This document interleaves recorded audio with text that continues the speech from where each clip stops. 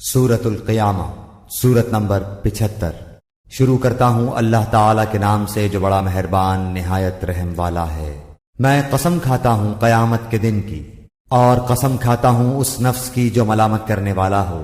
کیا انسان یہ خیال کرتا ہے کہ ہم اس کی ہڈیاں جمع کریں گے ہی نہیں؟ ہاں ضرور کریں گے، ہم تو قادر ہیں کہ اس کی پور پور تک درست کر دیں، بلکہ انسان تو چاہتا ہے کہ آگے آگے نافرمانیاں کرتا جائے۔ پوچھتا ہے کہ قیامت کا دن کب آئے گا؟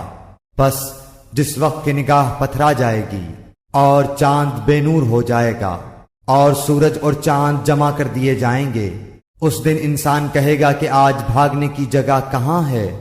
نہیں نہیں، کوئی پناہ گاہ نہیں، آج تو تیرے پروردگار کی طرف ہی قرارگاہ ہے۔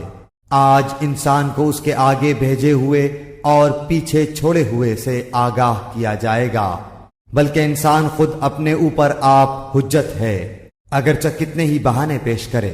اے نبی، آپ قرآن کو جلدی یاد کرنے کے لیے اپنی زبان کو حرکت نہ دیں، اس کا جمع کرنا اور آپ کی زبان سے پڑھنا ہمارے ذمہ ہے۔ ہم جب اسے پڑھ لیں تو آپ اس کے پڑھنے کی پیروی کریں، پھر اس کا واضح کر دینا ہمارے ذمہ ہے۔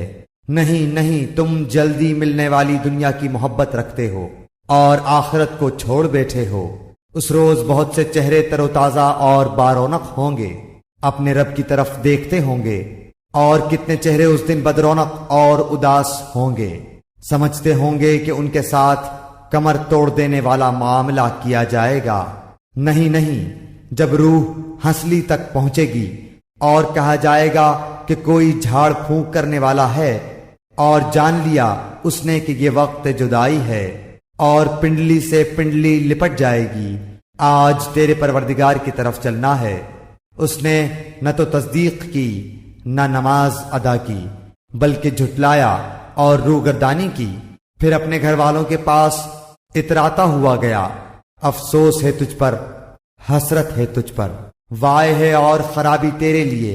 کیا انسان یہ سمجھتا ہے کہ اسے بیکار چھوڑ دیا جائے گا؟